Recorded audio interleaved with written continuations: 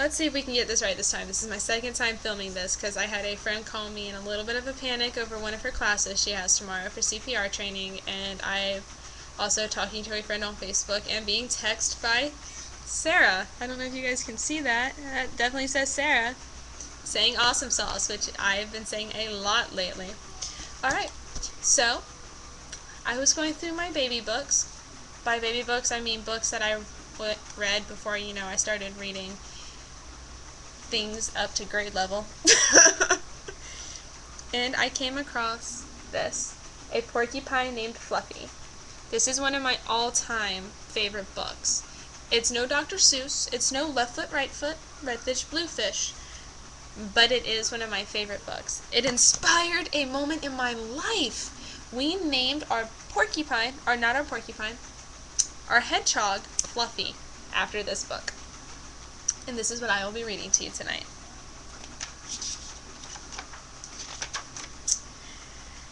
When Mr. and Mrs. Porcupine had their first child, they were delighted.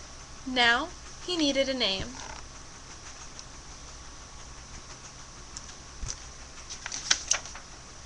Should they call him Spike? No, Spike was too common.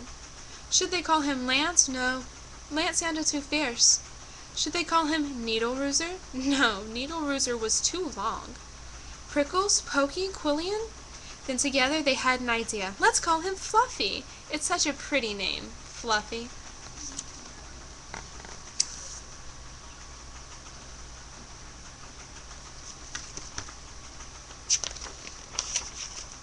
But soon there came a time when Fluffy began to doubt that he was Fluffy. He first became suspicious when he backed into a door and stuck fast. That was not a Fluffy thing to do.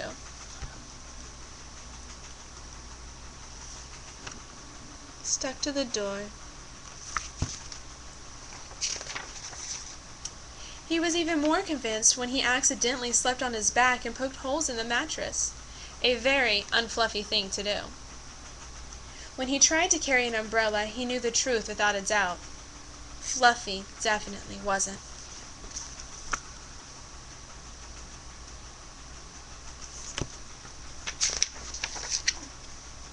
So he decided to become fluffier. Clouds are fluffy, he thought. I'll be a cloud. But he couldn't stay up.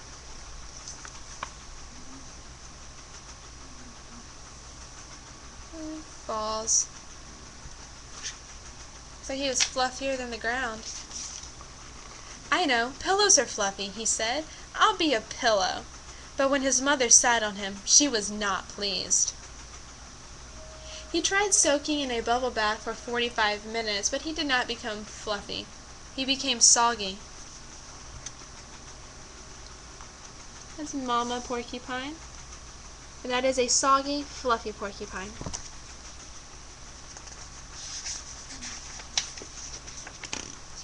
He tried whipped cream. He put a little on each quill. It was not easy, and it took more than half a day. But this did not make Fluffy fluffy. They should have named me Gooey, he sighed.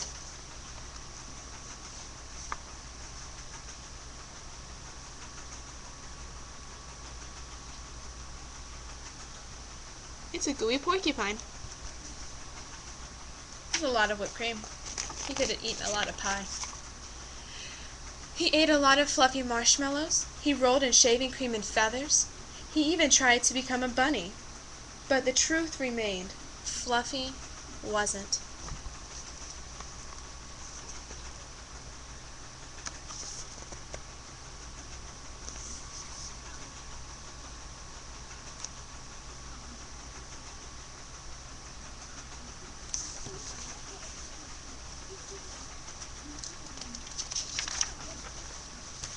One afternoon, Fluffy set out for a walk, trying to think of ways to become fluffy.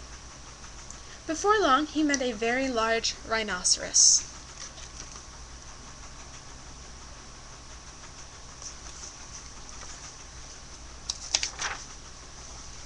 "Grrr," said the rhinoceros.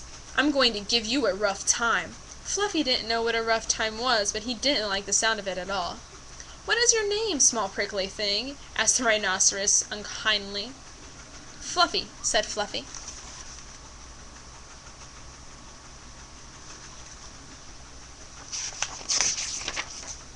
The rhinoceros smiled, he giggled, he laughed out loud. He rolled on the ground, he jiggled and slapped his knees, he roared with laughter. "A porcupine named Fluffy," howled the rhinoceros. You can see, he starts to get more and more filled with hilarity. And Fluffy is not very impressed. He seems more concerned than anything. Fluffy was embarrassed, but he tried to be polite. "And what is your name?" he inquired. I can't say it," giggled the rhinoceros. "Hubert?" suggested Fluffy.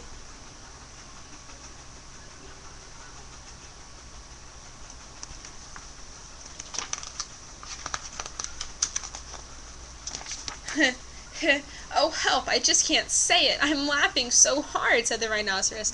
"Harold? Or maybe Herman?" said Fluffy. "No," gasped the rhinoceros. "It's Hippo!"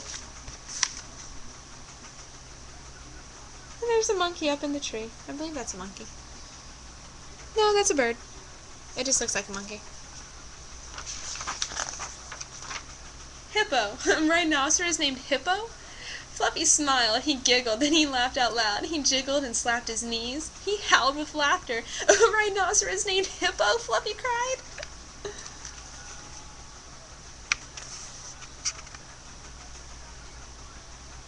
And there they are laughing together over their silly names. A porcupine named Fluffy, a rhinoceros named Hippo. It was almost more than they could bear. Hippo and Fluffy rolled on the ground, giggling and laughing until tears came to their eyes. At last they lay exhausted on the ground. From that time on, they were the best of friends.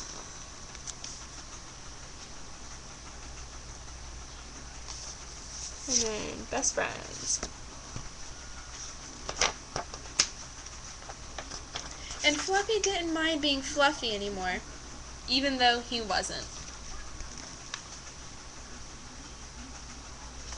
So there you go. That was one of my all-time favorite books as a kid. Taught me so much about being myself. I love it. Being unique. So, there we go. I will probably be making another video in a couple of minutes, actually, to explain why I've been such a space cadet about keeping up with videos. And I love you guys, and have a good night.